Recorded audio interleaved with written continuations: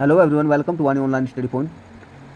दोस्तों, आज की इस वीडियो में हम फ्लेमिंगो टेक्स्ट बुक के lesson number 2 Lost Spring stories of stolen childhood के नेक्स्ट पैराग्राफ नंबर 14 से अध्ययन करेंगे। आप अपने पास एक पेन और रजिस्टर रखें ताकि आप डिफिकल्ट वर्ड के मीनिंग नोट कर सकें। यदि आप हमारे चैनल पर नए हैं तो आप चैनल को सब्सक्राइब जरूर कर लीजिए और बेल आइकन का बटन प्रेस करके लाइक और शेयर जरूर कर दीजिए ताकि आपको आने वाले हर एक वीडियो का नोटिफिकेशन समय पर मिल जाए। तो आइए स्टार्ट करते हैं। Savita, a young girl in a drab pink dress, sits alongside an elderly woman soldering pieces of glass. इसका अर्थ हुआ, सविता एक छोटी लड़की जो नीरस गुलाबी वेशभूषा पहने हुए हैं एक वृद्ध महिला के पास बैठती हैं जो कांच के टुकड़ों में टांका लगा रही हैं। यह अर्थ हुआ इसका। मीनिंग नोट कीजिए। ड्रैब का अर्थ है नीरस, अरुचिकर। पिंक का अर्थ है गुलाबी। ड्रेस इसका अर्थ है वेशभूषा। अलोंग साइड का अर्थ है के पास। एल्डरली वयस्क, वृद्ध। सोल्डरिंग का अर्थ है टांका लगा रही। ग्लास का अर्थ है कांच। Next, as her hands move mechanically like the tongs of a machine, जैसे उसके हाथ मशीन के चिमटों की भांति यंत्रवत चलते हैं। टंग्स का अर्थ होता है चिमटे। मैकेनिकली यंत्रवत या यंत्र के समान। मूव का अर्थ है चलना। I wonder if she knows the sanctity of the bangles she helps make. I wonder, मुझे आश्चर्य होता है। इफ यहाँ बीच में आता तो इसका आता है कि क्या। सी नोज, उसे पता है। चूड़ियों की शुद्धता का, जो जिन्हें वह बनाने में मदद करती हैं। सैंक्टिटी का अर्थ है शुद्धता, पवित्रता।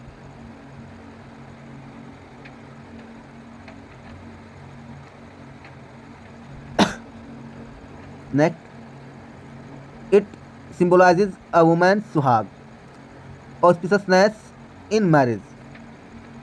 यह महिला के सुहाग, शादी की शुभता का प्रतीक है।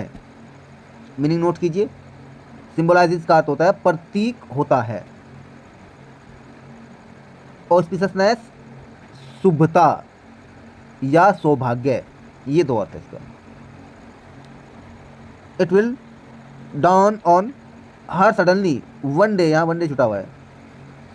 when her head is draped with a red veil, her hands dyed red with henna and red bangles rolled onto her wrists.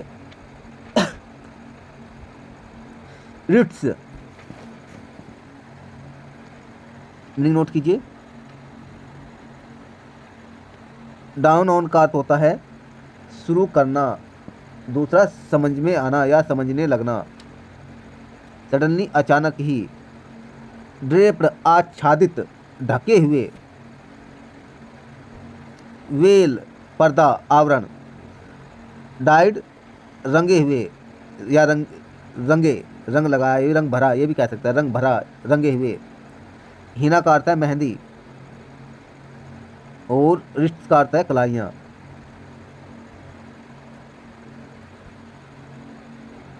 Rolled का अर्थ है पहनाई यहाँ पे, और रोल्ड का अर्थ गोल करना भी होता है। तो इसका अर्थ हुआ, एक दिन वह अचानक ही समझने लगेगी जब उसका सिर लाल आवरण से सजाया जाएगा। एक दिन वह अचानक ही समझने लगेगी जब उसका सिर लाल आवरण से सजाया जाएगा या ढका जाएगा। उसके हाथों में मेहंदी लगाई जाएगी। दूसरा अर्थ भी कहते हैं, उसके हाथों को मेहंदी से लाल किया जाएगा, ये भी कह सकते हैं। और उसकी कलाइयों में लाल चूड़ियाँ पहनाई जाएगी, और उसकी कलाइयों में लाल चूड़ियाँ पहनाई जाएगी। यह अर्थ उसका। She will then become a bride, तब वह एक दुल्हन की तरह होगी या दुल्हन की तरह बनेगी, ये भी कह जाएगी। Like the old women beside her who became one many years ago, उस महिला की भांति जो उसके पास में बैठी थी बहुत वर्ष पहले वह भी दुल्हन बनी थी। ये इसका अर्थ हो गया। Next,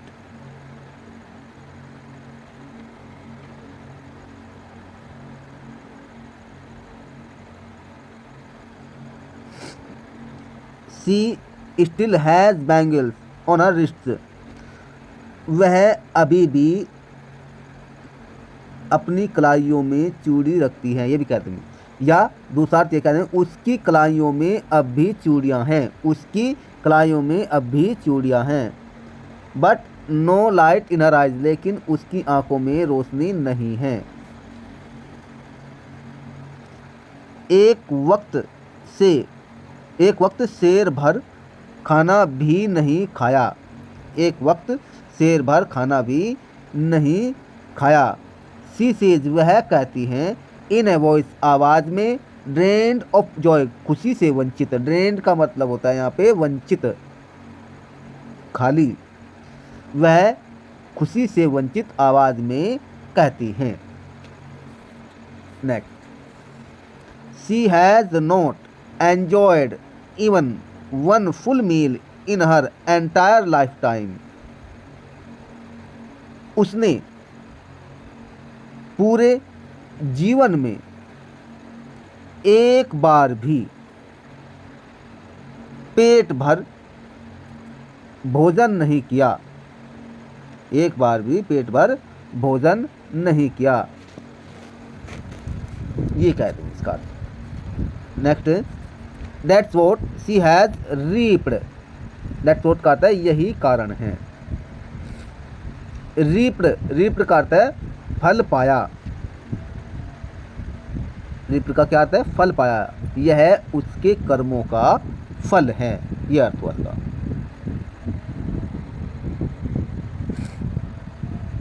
next, her husband an old man with a flowing beard says, उसका पति जो एक वृद्ध व्यक्ति हैं जिसकी दाढ़ी हवा में उड़ती है,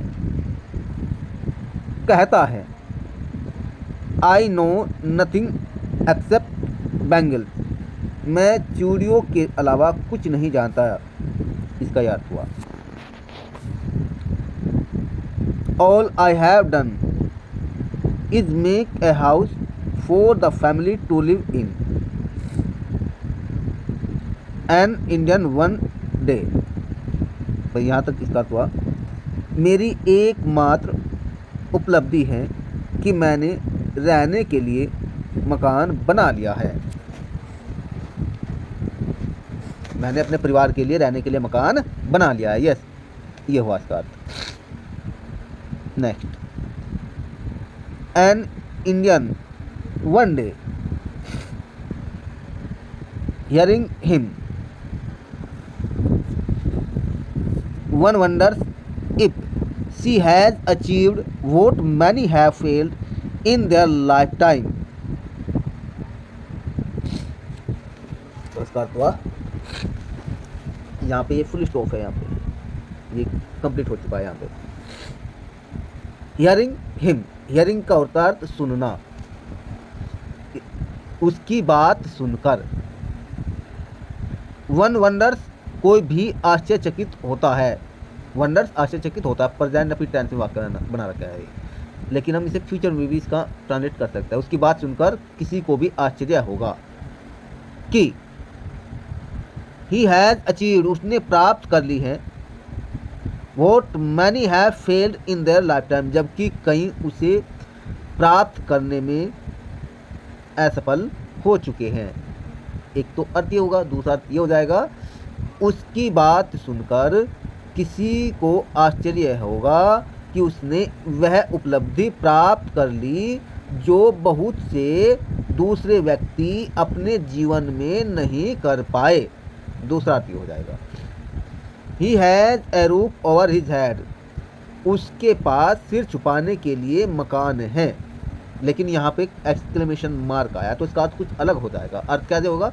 उसके पास सिर छुपाने के लिए मकान तो है, ये इसका अर्थ हो जाएगा।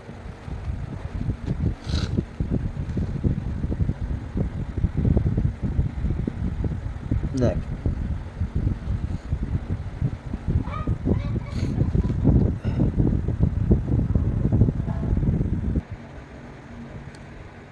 the cry of not having money to do anything except carry on the business of making bangles, not even enough to eat rings in every home। Meaning note कीजिए। क्राई का अर्थ होता है चीख, बिजनेस व्यवसाय, इवन भी, enough पर्याप्त। यहाँ रिंग्स का अर्थ है, यहाँ पे देखो रिंग्स माने बजता है, लेकिन यहाँ पे कहेंगे गूंजता है। तो इसका अर्थ हुआ चूड़ियाँ बनाने के व्यापार को चलाने के अतिरिक्त, चूड़ियाँ बनाने के व्यापार को चलाने के अतिरिक्त कुछ भी न कर पाना, कुछ भी न कर पाना, पर्याप्त भोजन भी न मिलना, यहाँ तक कि पर्याप्त भोजन भी न मिलना, पैसा न होने की चीख हर घर में गूंजती है, ये इसका अर्थ हुआ। The young men echo the lament of their elders, lament का अर्थ होता है विलाप, इको का अर्थ है गूंजता है या गूंजती है। नौजवान अपने बड़ों के गम में डूबे हुए हैं, ये इसका अर्थ कह सकते हैं आप। Little has moved with time it seems in Firozabad, प्रतीत होता है कि फिरोजाबाद में समय के साथ कुछ भी नहीं बदला, समय के साथ कुछ भी नहीं बदला। इसका अर्थ ये है, लिटिल का जो प्रयोग होता है नेगेटिव सेंस के लिए ही होता है। नेक्स्ट,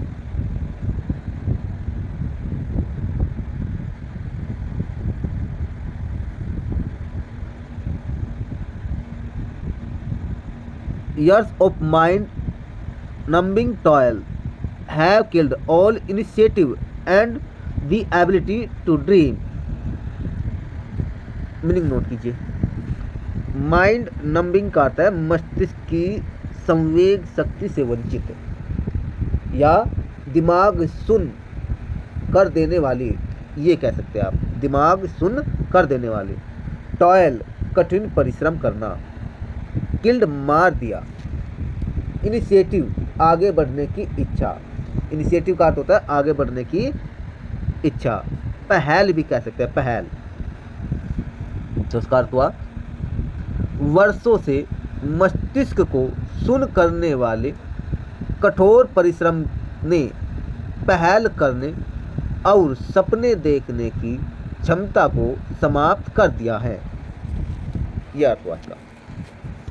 एक बार फिर सुन लीजिए।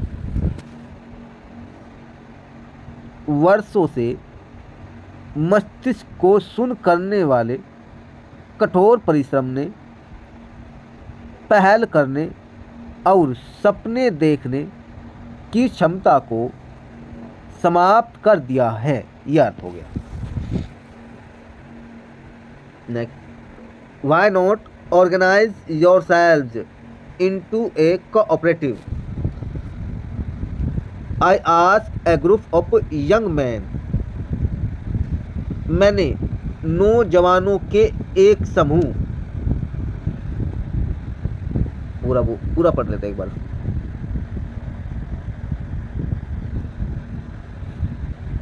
एक बार फिर सुन लीजिए। Why not organize yourselves into A cooperative, I ask a group of young man who have fallen into the vicious circle of middlemen who trapped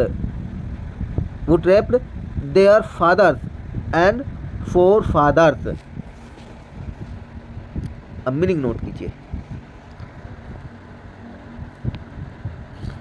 organise, इसका अर्थ होता है संगठित होना।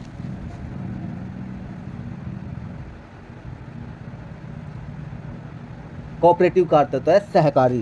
कोऑपरेटिव का अर्थ है सहकारी। फॉलन इनटू पड़ गए। विशेष का अर्थ है दुष्ट, अनैतिक। सर्किल का अर्थ है घेरा। मिडिल मैन का अर्थ होता है बिचौलिए या दलाल। ट्रैप्ड का अर्थ होता है जाल में फंसाया। एक तो अर्थ है, दूसरा दगा किया, तीसरा धोखा किया। फोर फादर्स, पूर्वज। तो इसका अर्थ हुआ मैंने नौजवानों के एक समूह, मैंने नौजवानों के एक समूह जो बिचौलियों के चक्कर में, जो बिचौलियों के चक्कर में फंसे हुए हैं, जो उनके बाप और दादाओं को जाल में फंसाते रहे हैं, जो उनके बाप और दादाओं को जाल में फंसाते रहे हैं। से पूछा कि आप लोग अपने को सहकारी समिति के रूप में संगठित क्यों नहीं कर लेते। ये इसका अर्थ हुआ।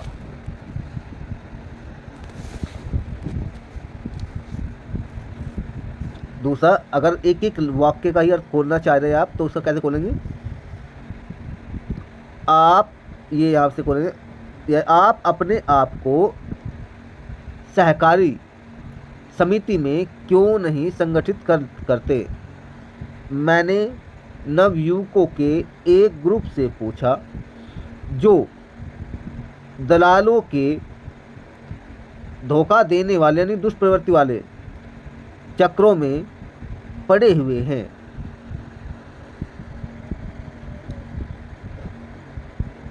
जो या जिनके, ये भी कहते हैं, पिता और दादा को उन्होंने अपने जाल में फंसाए हुए हैं, या फंसाए हुए थे, या क्या फंसाए हुए थे। ये अर्थ है। Next, even if we get organized, we are the ones who will be hauled up by the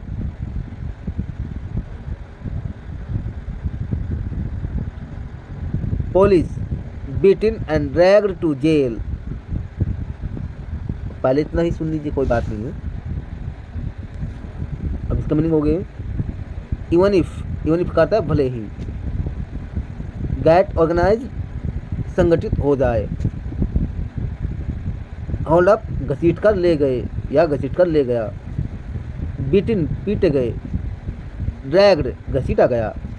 jail, कारागार या जेल, बंदीगृह भी बोल सकते हैं।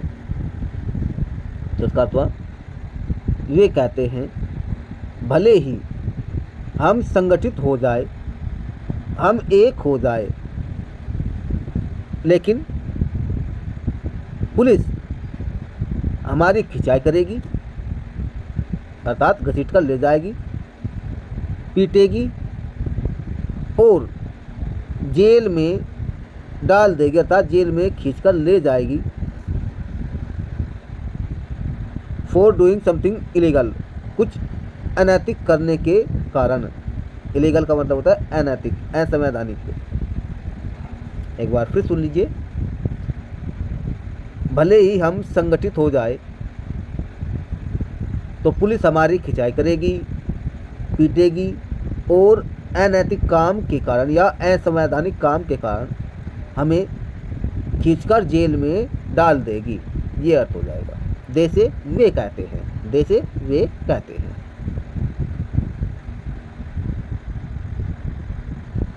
Next, there is no leader among them, उनमें कोई नेता नहीं है।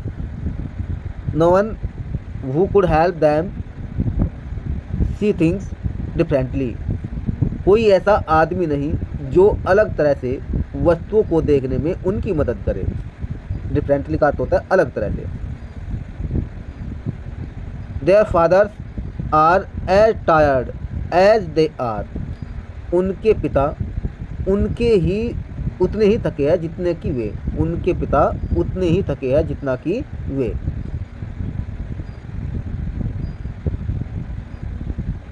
They talk endlessly in a spiral that moves from poverty to apathy to greed and to injustice. apathy का अर्थ होता है अभाव, रुचि का अभाव या कमी। पावर्टी गरीबी, तो इसका अर्थ सुन लीजिए। वे एक कुंडली में बातें करते हैं। स्पाइरल का अर्थ होता है कुंडली। एंडलेसली अंतहीन,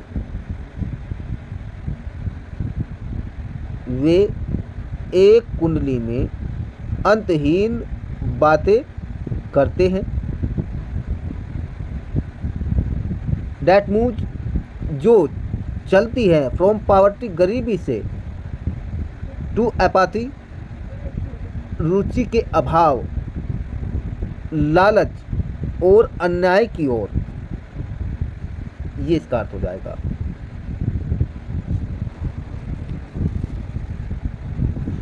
एक बार सुन लीजिए। वे कुंडली में अंतहीन बातें करते हैं, जिन अंतहीन बातें करते हैं वह कुंडली, डैट यहाँ कुंडली की विशेषता दर्शा रहा है, ठीक है। वह कुंडली गरीबी से रुचि के अभाव, गरीबी से रुचि के अभाव, लालच और अन्याय की ओर जाती हैं। ये कैसे अर्थ हो जाएगा। Next, listening to them I see two distinct worlds, one of the family caught in a web of poverty, burdened by the stigma of caste in which they are born. The other, a vicious circle of the sahukars, the middlemen, the policemen, the keepers of law.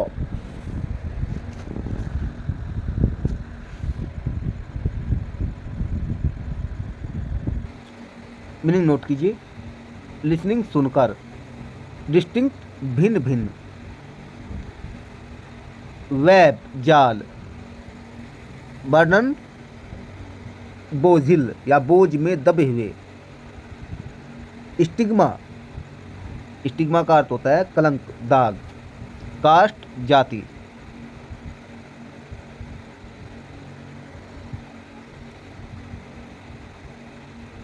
Middleman बिचौलिया दलाल, keepers रखवाले। अब इसका अर्थ सुन लीजिए। उनकी बातें सुनकर, उनकी बातें सुनकर मैं दो भिन्न भिन्न दुनिया देखती हूँ। एक दुनिया उनके परिवार की, एक दुनिया उनके परिवार की जो गरीबी के जाल में फंसी हुई हैं, जो जाति जिसमें वे पैदा हुए हैं के कलंक के नीचे या के कलंक के बोझ से, के कलंक के बोझ से दबी हैं। दूसरी दुनिया साहूकारों, बिचौलियों, पुलिस वालों यानी पुलिस जो कानून के रखवाले हैं, जो कानून के रखवाले हैं। Next, the bureaucrats and the politicians, राजनीतिज्ञों, सहकारी अधिकारीगण का एक दुष्ट चक्र है। विशेष का मतलब दुष्ट, निर्मम, सर्कल का अर्थ होता है चक्र। नेक्स्ट,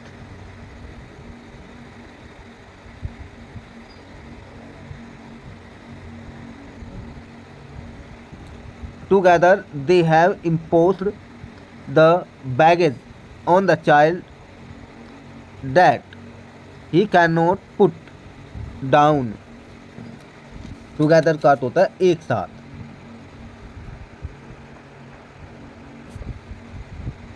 imposed का अर्थ होता है लाद दिया, थोप दिया। बैगेज सामान।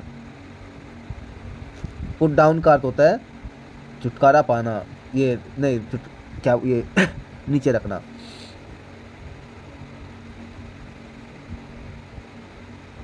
और नेक्स्ट होगा इसका अर्थ हुआ एक साथ मिलकर, इन दोनों ने, टुगेदर एक साथ मिलकर उन्होंने बच्चे पर बोझ या सामान लाद दिया है जिससे वह छुटकारा नहीं पा सकता है। पुट डाउन, छुटकारा पाना। अभी हम कह रहे थे ना कि नीचे रखना या छुटकारा पाना, वो एक्चुअली जो टीम है, टीम से बात कर रहे थे ऐसे। नेक्स्ट, सॉरी इसके लिए, before he is aware he accept it as naturally as his father. इससे पहले कि वे जागरूक हो, वह उसे स्वाभाविक रूप से स्वीकार कर लेता है जैसे कि उसके पिता ने किया था। बिफोर, इससे पहले, वह जागरूक हो, अवेयर का होता है जागरूक, वह स्वीकार कर लेता है इसे उसी तरह स्वाभाविक रूप से जैसे उसके पिता ने किया था। To do anything else would mean to dare. कोई दूसरा कार्य करने का अर्थ दुस्साहस करना होगा। डेयर का अर्थ है दुस्साहस करना या साहस करना, हिम्मत करना यहाँ पे। And daring is not part of his growing up. और दुस्साहस करना या हिम्मत करना उनकी परवरिश का हिस्सा नहीं है। ग्रोइंग अप का अर्थ होता है परवरिश।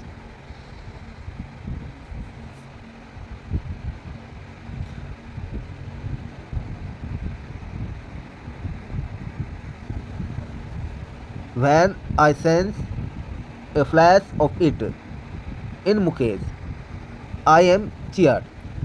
जब मैं मुकेश में इस तथ्य की झलक को देखती हूँ तो मुझे खुशी होती है। cheered का अर्थ होता है प्रसन्नचित, आनंदित। फ्लैश, फ्लैश का अर्थ चमक, झलक, ये भी कह देंगे आप। I want to be a motor mechanic। मैं मोटर मैकेनिक बनना चाहता हूँ। ही रिपीट्स, वह दोहराता है। He will go to a garage, वह एक गैराज में जाएगा। एंड लर्न, और सीखेगा, अर्थात काम सीखेगा। But the garage is a long way from his home. लेकिन गैराज उसके घर से बहुत दूरी पर है। आई विल वॉक, ही इंसिस्ट्स, वह जोर देकर कहता है मैं जाऊंगा। इंसिस्ट्स का अर्थ होता है दृढ़तापूर्वक कहता है या जोर देकर कहता है। Do you also dream of flying a plane. क्या तुम हवाई जहाज उड़ाने का सपना देखते हो। ही सडनली साइलेंट, वह एकदम चुप हो जाता है। नो, नहीं। ही सेज, वह कहता है। स्टेयरिंग एट द ग्राउंड, जमीन की ओर देखते हुए। स्टेयरिंग का अर्थ होता है निहारते हुए या घूरते हुए, देखते हुए। ग्राउंड का अर्थ है जमीन। In his small murmur there is an embarrassment that has not yet turned into regret. He is content to dream of cars. Meaning note कीजिए। मरमर का होता है गुनगुनाहट, एम्ब्रासमेंट शर्मीले होने की भावना या शर्म की भावना, ये भी कह सकते हैं। यट फिर भी, टर्न इनटू का अर्थ है परिवर्तित हुई। रिग्रेट पश्चाताप, खेद, जाके खेद, दुख, ठीक है। तो इसका अर्थ हुआ उसकी छोटी गुनगुनाहट में एक शर्म की भावना है। उसकी छोटी गुनगुनाहट में एक शर्म की भावना है जो अभी खेद में परिवर्तित नहीं हुई है। वह कारों के सपने से संतुष्ट है। कंटेंट का अर्थ होता है संतुष्ट।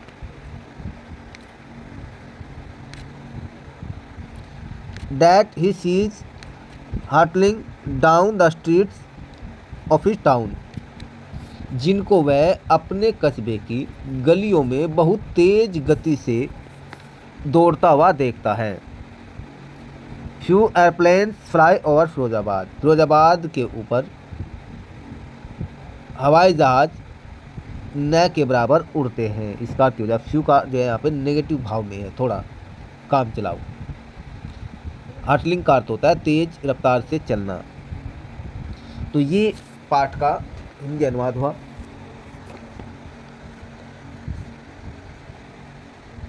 आशा करते हैं आपको वीडियो अच्छी लगी होगी। आप प्लीज़ एक लाइक ज़रूर कर दीजिए। आपके एक लाइक से हमें बहुत बड़ा मोटिवेशन मिलता है और हम आशा यही करते हैं कि आपका जो है फ्यूचर बेस्ट हो, आप अच्छे मार्क्स लाए, आप फुल नॉलेज प्राप्त करें।